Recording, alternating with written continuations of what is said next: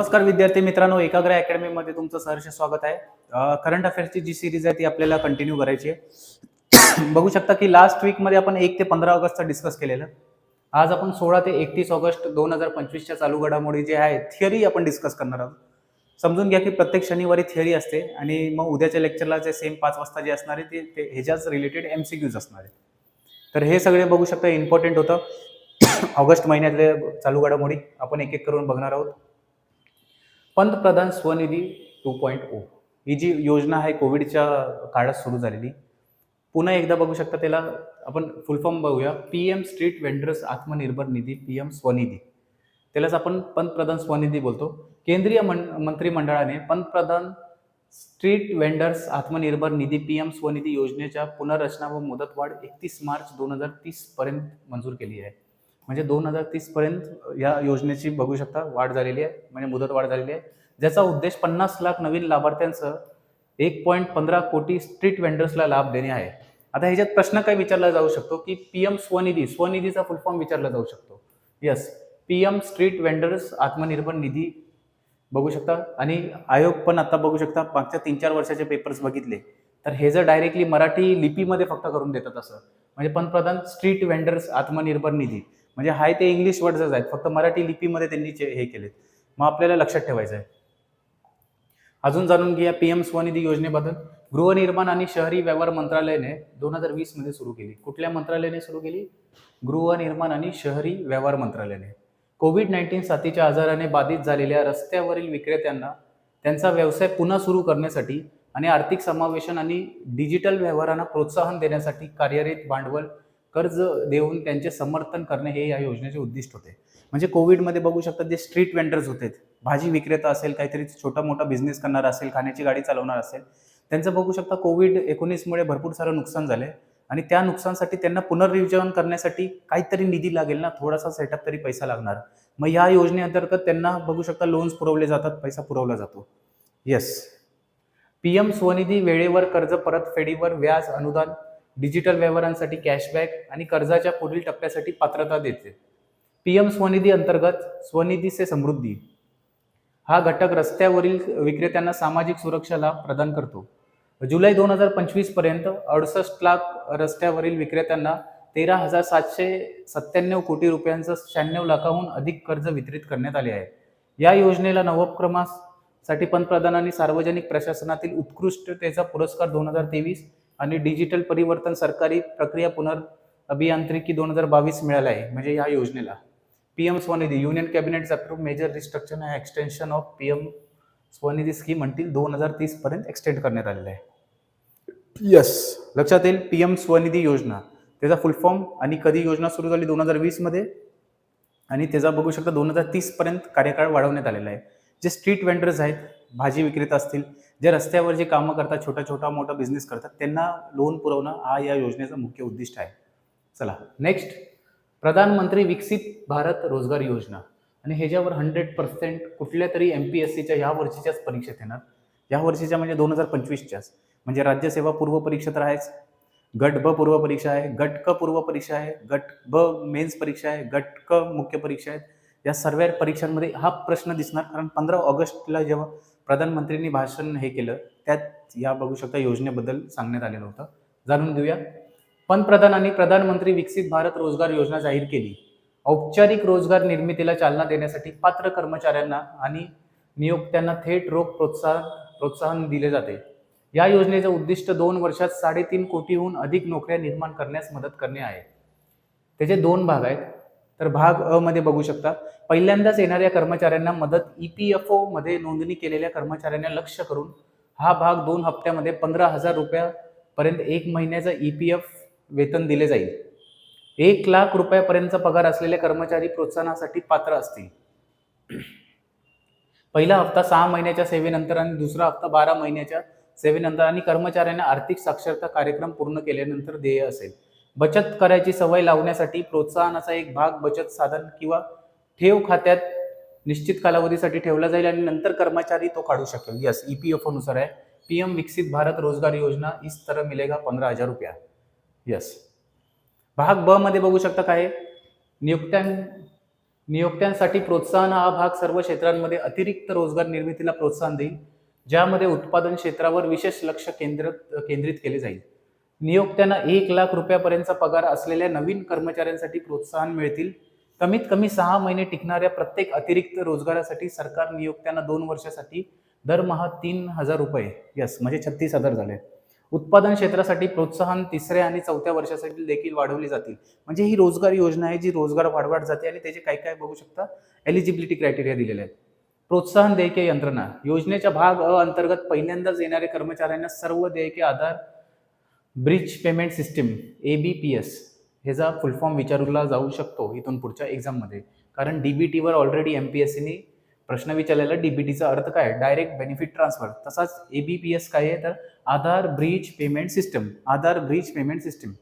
भाग ब अंतर्गत नियोक्त्यांना देयके थेट त्यांच्या पॅन लिंक्ड खात्यामध्ये केले जातील. यस, मग PM विकसित भारत योजना, PM विकसित भारत रोजगार योजना जे 15 ऑगस्टला बघू शकता जाहीर झाली आणि संपूर्ण विशेष हे आहे. चला आपण बघू शकता ऑगस्टचे महत्त्वाचे करंट अफेअर्स बघत आहोत. म्हणजे 16 ते 31चा मेन तो भाग आहे तो आहे. त्याच्यात आज पुढचं आहे की राष्ट्रीय क्रीडा दिन 2025 म्हणजे नॅशनल स्पोर्ट्स डे.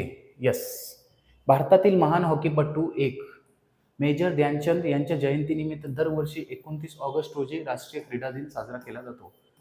गट क ची मुख्य परीक्षा 21 सप्टेंबर रोजी झाली. त्यात एक प्रश्न विचारण्यात आला होता त्यात की वर्ल्ड हॅपीनेस डे कधी असतो, म्हणून बघू शकता. त्यानंतर मग 28 सप्टेंबरला राज्यसेवा पूर्व परीक्षा होती, पण ती आता मराठवाड्यातील बघू शकता की ओला दुष्काळामुळे ती पुढे गेलेली आहे आणि 9 नोव्हेंबरलाच होणार आहे पुढच्या आठवड्यात. आणि मग हे सगळे काय काय डेट्स आहेत ते भरपूर इम्पॉर्टंट आहेत. शक्यतो तिथं ऑगस्टचे करंट अफेअर्स नाही येणार असं शक्यता आहे, कारण 28 सप्टेंबरला जे शेड्यूल्ड होती परीक्षा तेच पेपर 9 नोव्हेंबरला दिले जाणार आहेत. म्हणून जानेवारी ते जून महिन्याचेच करंट अफेअर्स आपल्याला करायचे. त्यातली आपली सिरीज बघू शकता, पूर्ण यूट्यूबवर प्लेलिस्ट फ्री अवेलेबल आहे, ती तुम्ही डायरेक्टली बघायची आहे. पण ॲटलिस्ट परीक्षाच्या थोडं पूर्ण विश्वासाने एकदा ती सिरीज जानेवारी ते जूनपर्यंतची करा आणि 9 नोव्हेंबरला जाऊन तुम्ही करंट अफेअर्सचे जे 15 स्लॉट दिसतील, 15 प्रश्न, त्याच्यातले किती येते ते तुम्ही ऑब्झर्व करू शकता. चला नेक्स्ट राष्ट्रीय क्रीडा दिनबद्दल आपण जाणून घेऊया. 2012 मध्ये हा दिवस राष्ट्रीय स्तरावर साजरा केला गेला. 2019 मध्ये या दिवशी फिट इंडिया चळवळ सुरू करण्यात आली, जी भारताच्या फिटनेस आणि क्रीडा प्रवासात एक मौलाचा दगड ठरली. थीम काय आहे 2025 ची, फिट इंडिया मिशन अंतर्गत 1 घंटा खेल के मैदान में. आता थोडंफार जे MCQ उद्या येतील, MCQ मध्ये हा ऍक्च्युली मराठीत झालेला आहे आणि तो मराठीत आन्सर दिलेला आहे, पण शक्यतो बघू शकता की 1 घंटा खेल के मैदान में हेच लिहायचं आहे, कारण इंग्लिशमध्ये पण हेच बनतंय, म्हणजे एक मैदान असं ते दिलंय. म्हणून जे उद्याच्या MCQ जे क्रिएट झालेले आहेत त्याच्यात बघू शकता की हा मराठीमध्ये ऑप्शन दिलेला आहे, पण तो इग्नोर करायचा आणि हे लक्षात ठेवायचं 1 घंटा खेल के मैदान में. या थीमसह हा दिवस साजरा केला जाईल, ज्यामध्ये नागरिकांना दररोज 60 मिनिटे शारीरिक हालचालीसाठी समर्पित करण्यात प्रोत्साहन केले जाईल. नॅशनल स्पोर्ट्स डे जे मेजर ध्यानचंद 29 ऑगस्ट रोजी त्यांचा जे जन्मतारीख असतो त्या दिनानिमित्तच साजरा केला जातो भारतात. आता त्याच्याबद्दल अजून थोडंफार जाणून घेऊया. अवॉर्ड आणि डिस्क्रिप्शन. मेजर ध्यानचंद खेल रत्न अवॉर्ड दिला जातो तर कशासाठी, highest sporting honour in India, instituted in 1991-92ला सुरू करण्यात आलं. त्याच अवॉर्डला पहिले राजीव गांधी खेल रत्न अवॉर्ड बोलायचो आणि 2021 मध्ये तो मेजर ध्यानचंद खेल रत्न अवॉर्ड झाला. लक्षात ठेवायचं आहे, राजीव गांधी खेल रत्न अवॉर्ड जे सुरू 1991-92ला झाला, तेच मेजर ध्यानचंद खेल रत्न अवॉर्ड झाला 2021ला. त्याच्यानंतर अर्जुन अवॉर्ड असतो, सेकंड हायेस्ट स्पोर्टिंग ओनर. जसं भारतरत्न, पद्मविभूषण, पद्मभूषण, पद्मश्री कसं आहे तसंच हे बघू शकता स्पोर्ट्सचे अवॉर्ड लक्षात ठेवायचे. Major Dhyan Chand award, Arjun award, Dronacharya award जे हायेस्ट ओनर ऑफ कोचेस, जे ट्रेनर्स असतात, कोच असतात, त्यांना द्रोणाचार्य अवॉर्ड दिला जातो. राष्ट्रीय खेल प्रोत्साहन पुरस्कार for organisations promoting sports in the last 3 years. ज्या ऑर्गनायझेशननी मागच्या 3 वर्षात स्पोर्ट्स तो प्रमोट केला असेल त्याला राष्ट्रीय खेल प्रोत्साहन पुरस्कार दिला जातो. कोच जे आहेत, ट्रेनर जे आहेत, शिक्षक जे आहेत, म्हणजे जे स्पोर्ट्स कॅटेगरीमधले, त्यांना द्रोणाचार्य अवॉर्ड दिला जातो. चांगलं जे खेळ करतात, चांगलं कामगिरी केली असेल मागच्या 3-4 वर्षात, त्यांना अर्जुन अवॉर्ड दिला जातो.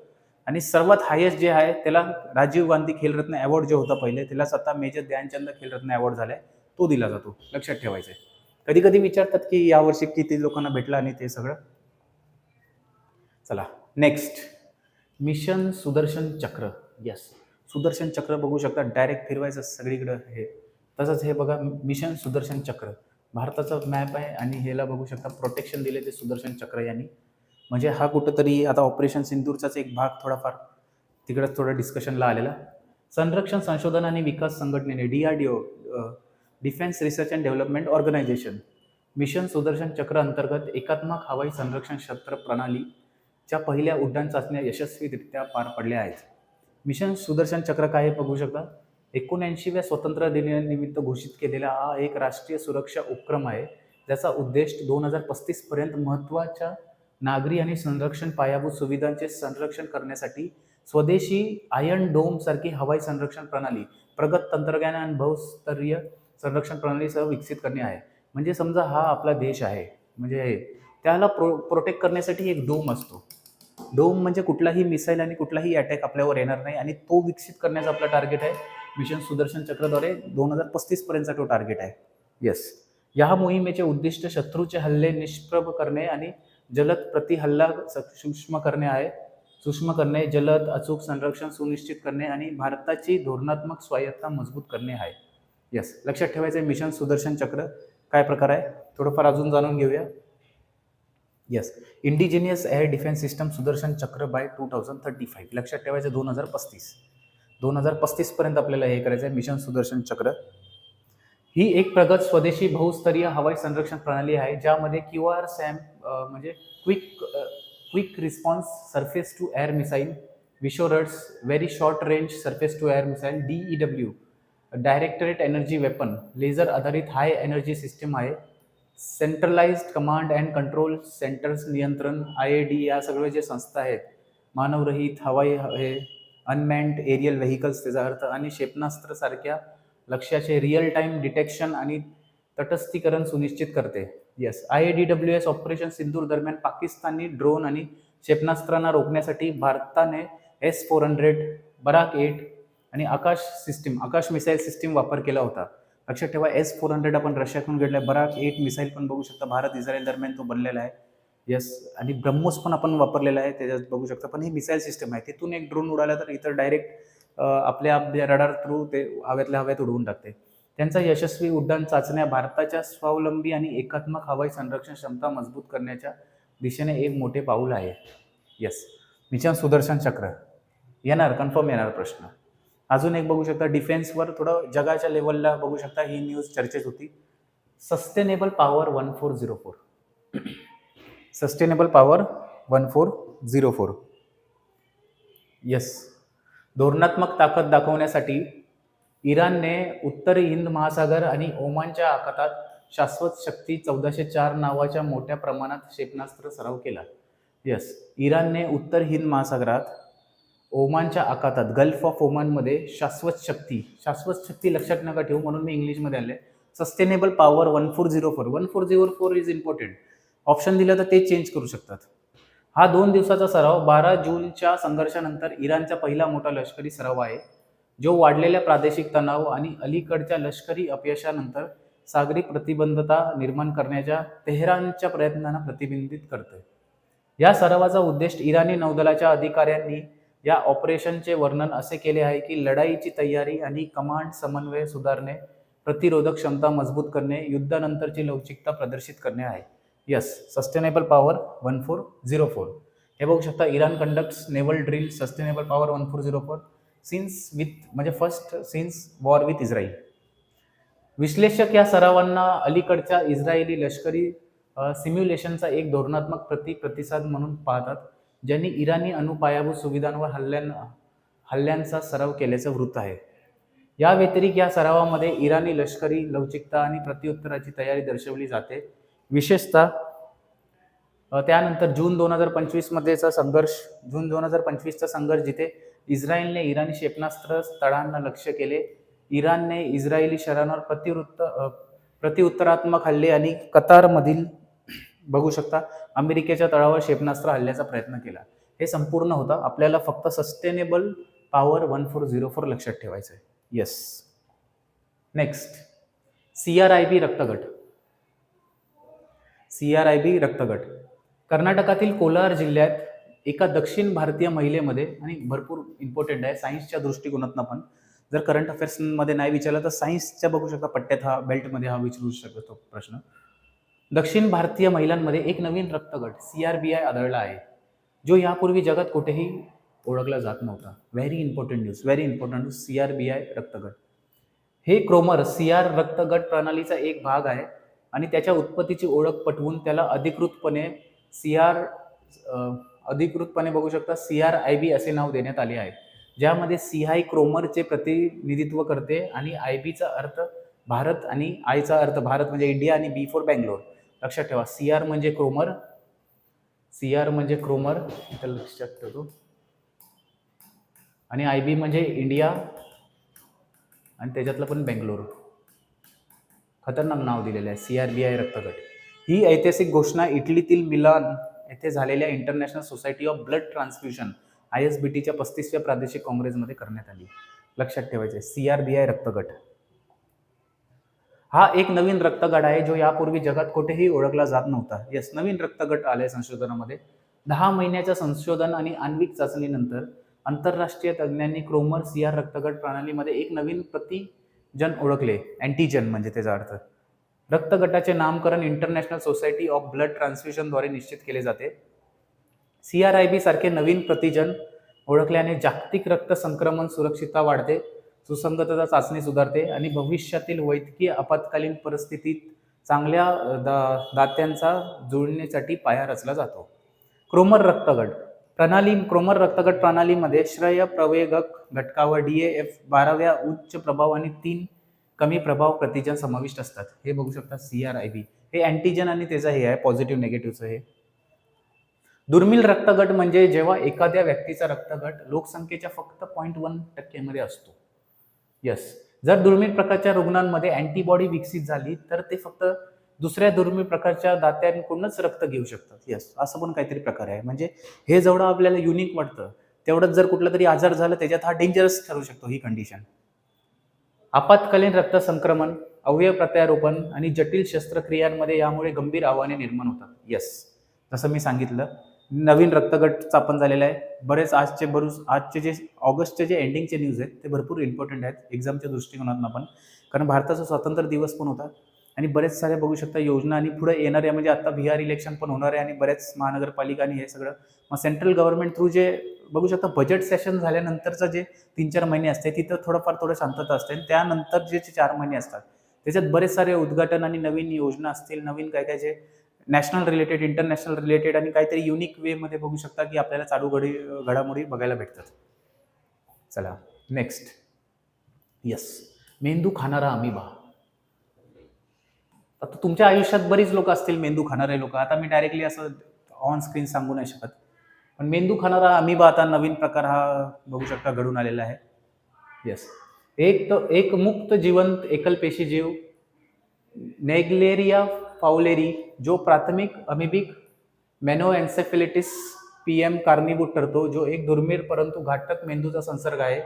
दूषित गोड्या पाण्यात पोहताना किंवा आंघोळ करताना ते नाकातून शरीरात प्रवेश करतो. यस, नाकातून शरीरात प्रवेश करतो, नंतर ते मेंदूत स्थलांतरित होते, ज्यामुळे मेंदूच्या ऊती नष्ट होतात. पाणी पिण्याने पसरत नाही आणि व्यक्तींमध्ये संसर्ग होत नाही. लक्षात ठेवायचं आहे, पाणी पिण्याने पसरत नाही आणि व्यक्तींमध्ये संसर्ग होत नाही. सुरुवातीचा टप्पा बघू शकता डोकेदुखी, ताप, मळमळ, उलट्या, म्हणजे ऍसिडिटी आणि हे सर्व होतं, जे तापाचे नॉर्मली जे लक्षण असतात तेच ह्याच्यात पण आपल्याला दिसून येतात. नंतरचा टप्पा मान जड होणे, गोंधळ, झटके, भ्रम, कोमा, म्हणजे असं भरपूर सारं बघू शकता ब्लड फ्लोचा, आणि हे सगळ्या बघू शकता एक एक करून ऑर्गनवर परिणाम होतो.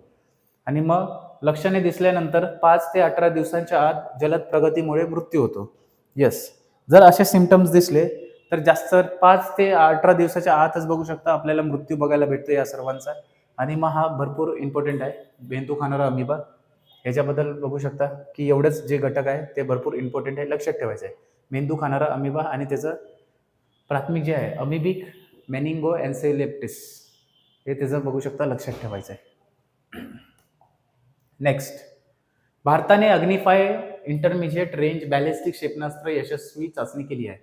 भारताने 20 ऑगस्ट 2025 रोजी ओडिशातील चंदीपूर येथे strategic forces command strategic force अंतर्गत अग्नि-5 इंटरमिडिएट रेंज बॅलिस्टिक क्षेपणास्त्र क्षेपणास्त्राची यशस्वी रित्या चाचणी केलेली आहे, ज्यामुळे त्याचा ऑपरेशनल तयारी सिद्ध झाली आणि भारताने आण्विक प्रतिबंध क्षमता वाढवली.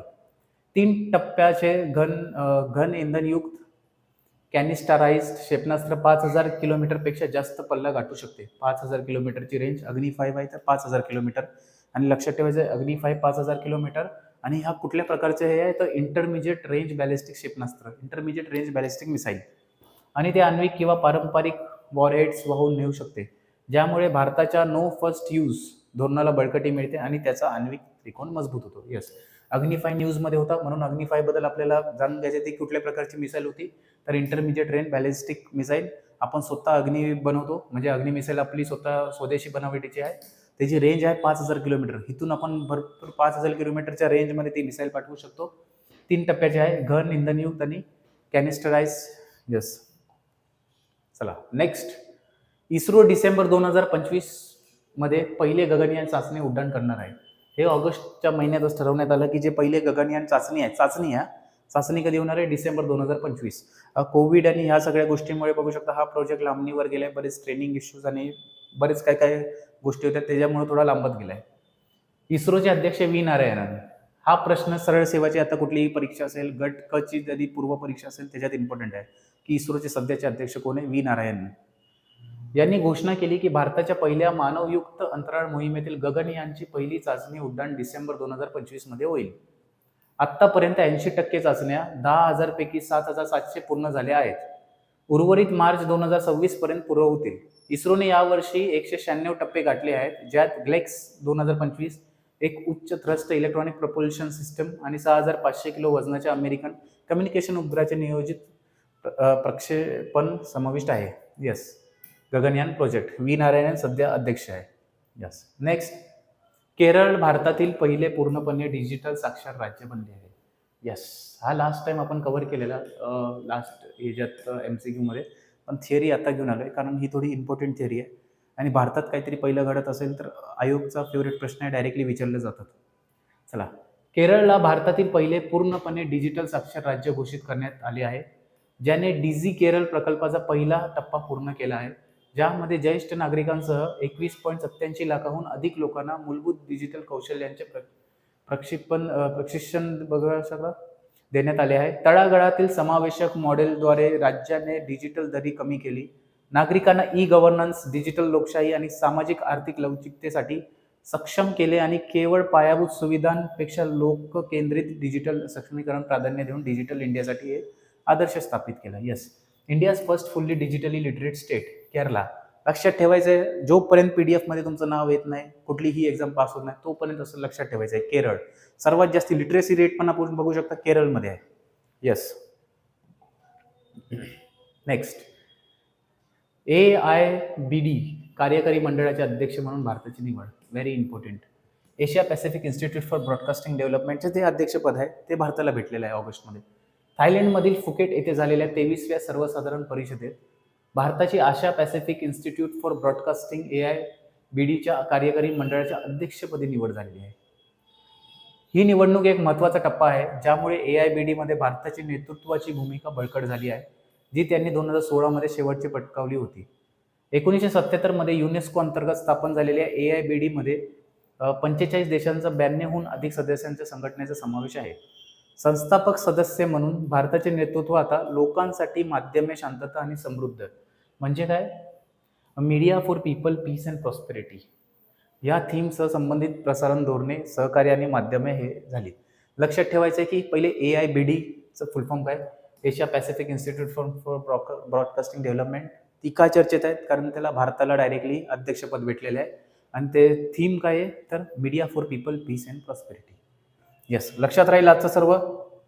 अशा प्रकारे बघू शकता की जे ऑगस्ट महिन्यातले जे 16 ते 31 ऑगस्ट मधले जे इम्पॉर्टंट चालू घडामोडीच्या ज्या थिअरिटिकल न्यूज होतात ते आपण कव्हर केलेले आहे.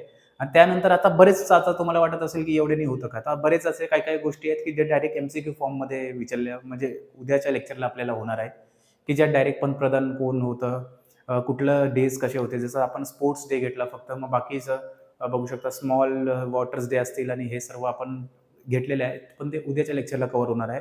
मग असेच आहे की थिअरी आपण एवढीच कव्हर करतो की जे डायरेक्टली एक्झामला येईल आणि मल्टी लायनर्समध्ये येईल. आणि ती थिअरीमध्ये कसं आहे बघू शकता की प्रत्येक महिन्यात ते 30 ते 35 न्यूज आपण कव्हर करतो प्रत्येक महिन्याचे 2 लेक्चर पकडून.